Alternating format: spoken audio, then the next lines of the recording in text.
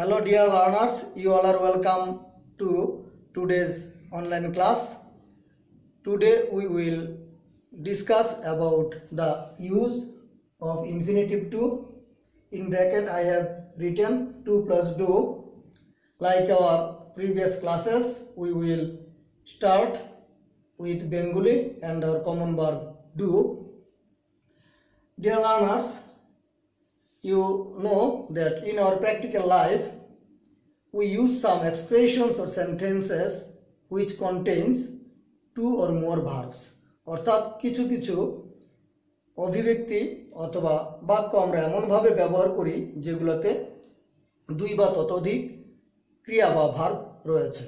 তো সেই বাক্যগুলোই বা কি রকম এবং সেগুলোকে আমরা কিভাবে ইংলিশে বলবো সেই বিষয়টাই আজকে আমরা শিখব। আমরা এখন বোর্ডে দেখব। প্রত্যেক দিনের মতোই আমি কমন ভার্ব ডু কে সিলেক্ট করেছি, ডু লিখেছি এবং টু প্লাস ডু অর্থাৎ to plus do means in grammatical language infinitive. So আমরা আসলে এটার ব্যবহারটাকে গুরুত্ব দিব। আমি কাজটি করতে চাই এরকম বাক্য আমরা দেখি।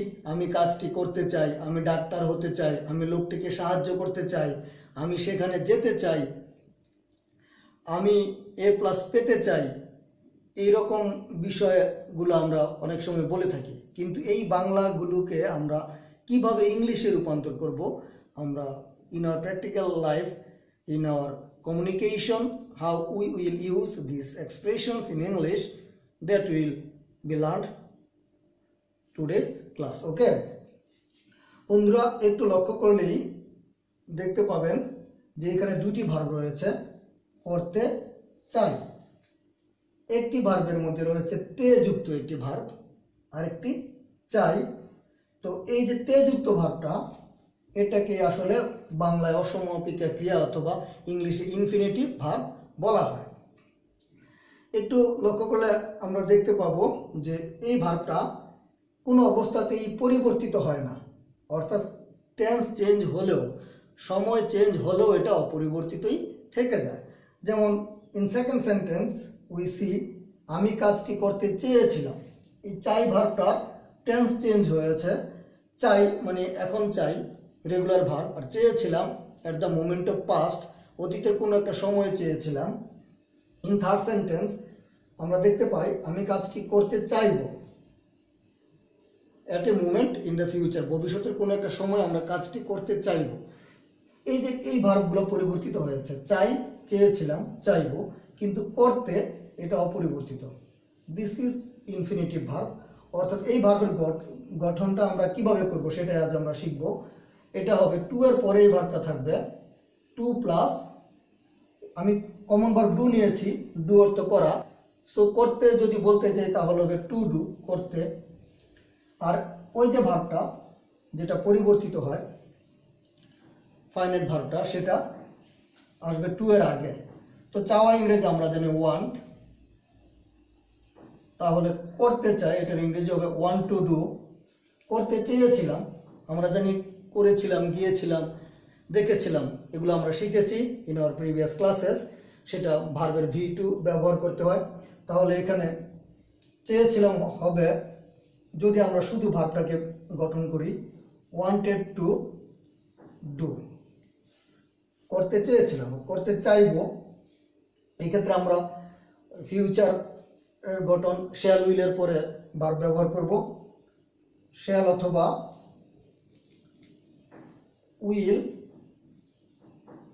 Want to do.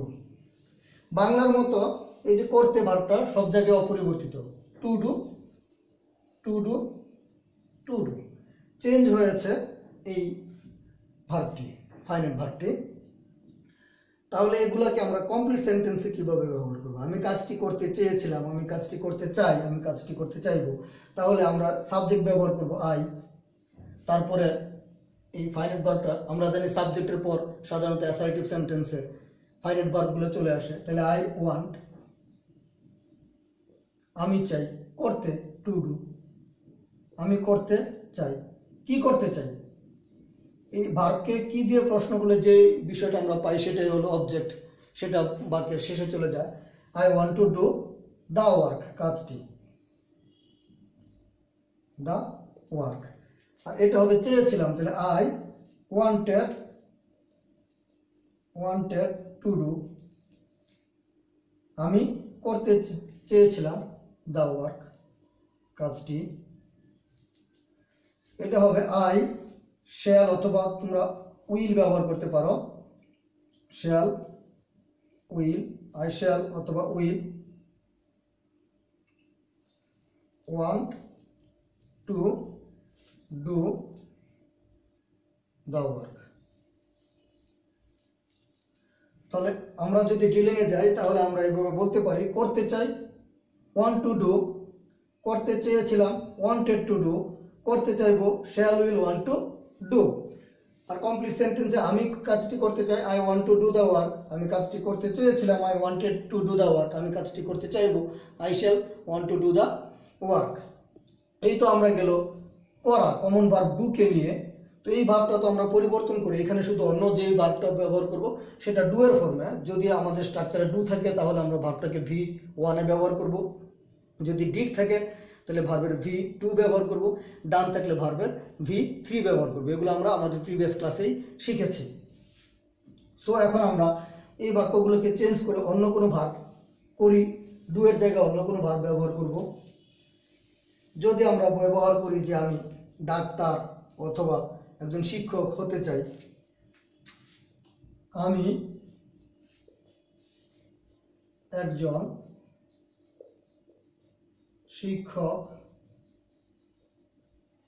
হতে চাই, আমরা জানি হয় ইংরেজি বি, তাহলে হতে চাই তো চাওয়া এটা আগে চলে আসবে, অর্থাৎ ফাইনাইট ভার্বটা আগে চলে আসবে, টু এর পরে যাবে নন ইনফিনিটিভ ভার্বটা, টু প্লাস ডু। ওকে, তাহলে কি হবে, আমরা যদি আগে ভার্বটা গঠন করি, হতে চাই, want to be, I want to be a teacher. যদি বাক্যটা এরকম হয় যে আমি লোকটিকে সাহায্য করতে চাই, তাহলে হবে আমি লোকটিকে সাহায্য করতে চাই, আমি লোকটিকে সাহায্য করতে চাই। সাহায্য করা ইংরেজি হেল্প, চাওয়া ইংরেজি ওয়ান্ট টু হেল্প। সাহায্য করতে, এই ভার্বের পরে তে আছে, এটা টু এর পরে যাবে, তাহলে তো to help, want to help, সাহায্য করতে চাই, আই ওয়ান্ট টু হেল্প লোকটিকে, দ্য ম্যান। এইভাবে আমরা শুধু টু এর জায়গায় অন্য যে কোনো ভার্ব ব্যবহার করে আমরা যে কোনো এক্সপ্রেশন এভাবে বলতে পারি ইংলিশে। তো এখন আমরা একটু মুখে মুখে ড্রিলিং করি। যদি বলি যে আমি সেখানে যেতে চাই, আই ওয়ান্ট টু গো দেয়ার, আমি একটি শার্ট কিনতে চাই, কিনতে বাই, তাহলে এটা হবে টু এর পরে হবে buy, I want to buy a shirt. আমি ফুটবল খেলতে চাই, I want to play football. আমি চিড়িয়াখানায় যেতে চাই, I want to go to the zoo. আমি একটি বই কিনতে চাই, I want to buy a book. এরকম বাক্যগুলো আমরা ব্যবহার করতে পারি অতি সহজে এবং আমাদের ফ্লুয়েন্সি বাড়াতে পারি, কমিউনিকেটিভ স্কিল বাড়াতে পারি। তো বন্ধুরা, আজকে আমরা তাহলে আর ক্লাস দীর্ঘায়িত করব না, এখানেই শেষ করব এবং আপনারা বাসায় এগুলো চর্চা করবেন। পরবর্তী ক্লাসে আমরা আরও এরকম সহজ কোনো এক্সপ্রেশন কীভাবে ইংলিশে সহজে প্রকাশ করা যায় সেগুলো নিয়ে শিখব। এবং যদি আমার ক্লাসটা ভালো লাগে তাহলে অবশ্যই আপনারা সেটা পরিচিত জনদের মধ্যে শেয়ার করবেন যেন সবাই শেখার সুযোগ পায়, এবং চ্যানেলটি সাবস্ক্রাইব করে রাখবেন যেন পরবর্তী ক্লাস পেতে পারেন। Thank you.